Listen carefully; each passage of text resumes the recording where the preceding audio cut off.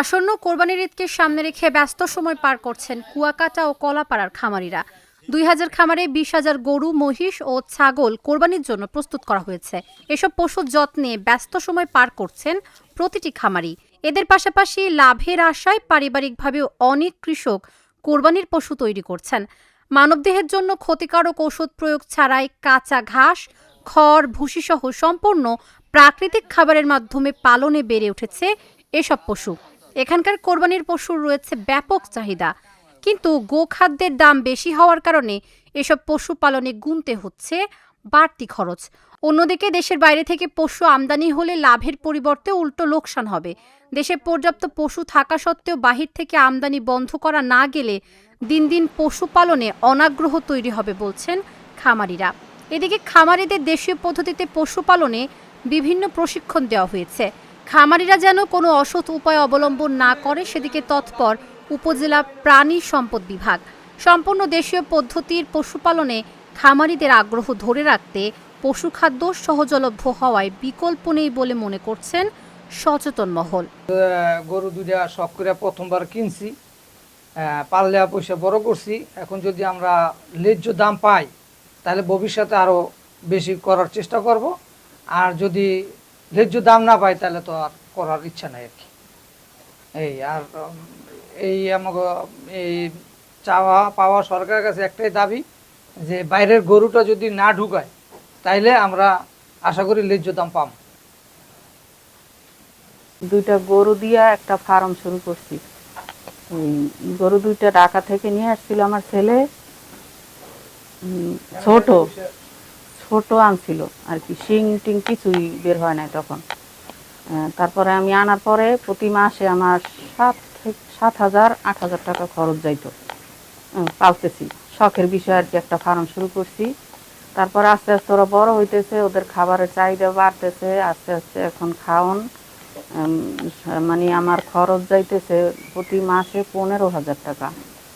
এখন আমি মনে করেন এই গরু যদি ধরেন একটা 3,20,000 টাকা বিক্রি করতে চাই, আর একটা 70,000 টাকা, 1,70,000 যদি বিক্রি করতে পারি তাইলে আমার কিছু টাকা থাকবে।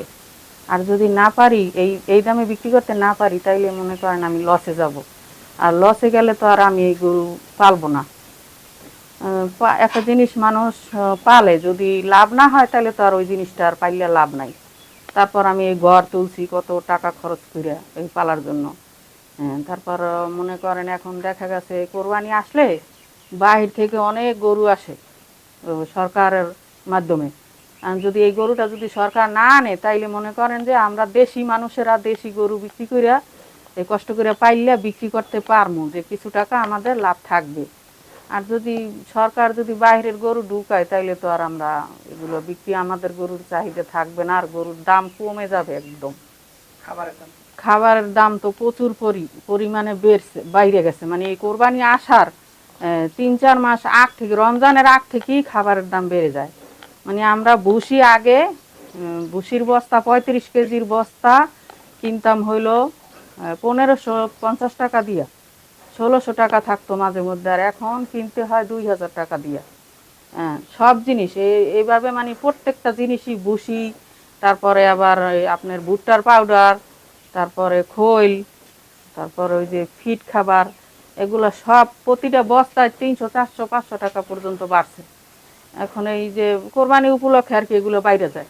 আমরা যারা খামারি আছি, যারা গরু পালন করি, দেখা যায় গরু ঠিক উপযোগী দামে কিনছি, কিন্তু দেখা যায় এই বর্তমান খাবারের যে দাম এবং মানুষ শ্রমিকের যে বেতন, এইয়া দিয়ে আমাদের খুব চিন্তিত মনে হয়। একটা কারণে যে বাজার না জানি কেমন হয়, না জানি ভারতের গরু ঢোকে বা মায়ানমারের গরু ঢোকে। যদি এগুলো এই আমাদের বাংলাদেশে ঢোকে তাহলে আমরা যারা খামারি আছি তারা তো লসের দিকে পড়ে গেছি বা পড়ে যাব।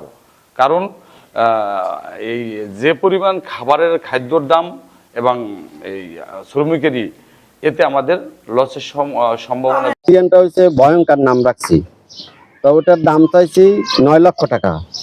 9 লক্ষ টাকা চাইছি। বাদশাবাবুর দাম চাইছি 7 লক্ষ টাকা। তবে আলোচনা ক্ষেত্রে কিছু কম হবে সামনাসামনি আসলে।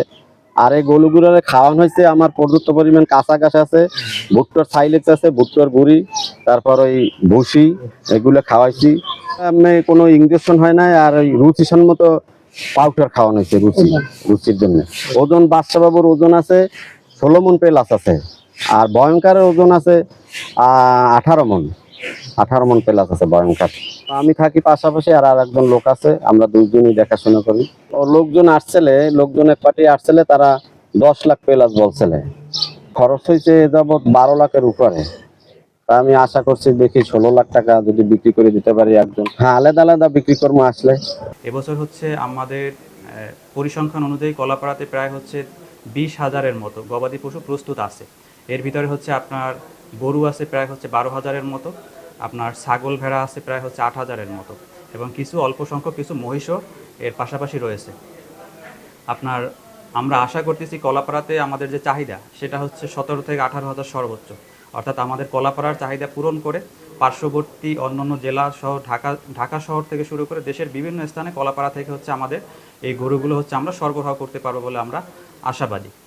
আর আমরা আমাদের যে খামারি যে ভাই বোনেরা রয়েছে তাদেরকে হচ্ছে আমরা হাসপাতালের পক্ষ থেকে চিকিৎসা সেবা, পরামর্শ সেবা এবং আমাদের খামার পরিদর্শন যে কার্যক্রমগুলো আছে সেগুলো হচ্ছে আমরা নিয়মিত করার চেষ্টা করে থাকি।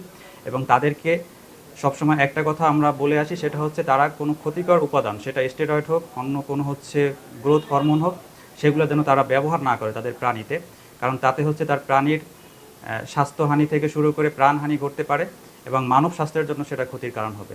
আমরা এই বিষয়গুলো সচেতন করায় খামারিরা দেখতে পারছে যে তারা আসলে ওই জিনিসগুলো, ক্ষতিকর উপাদানগুলো ব্যবহার না করে বরঞ্চ হচ্ছে প্রাকৃতিকভাবে লালন পালন করে তারা আরও বেশি লাভবান হতে পারে, তাদের খরচ কমে এবং সেই প্রাণীটার উপর কোনো রিস্ক থাকে না।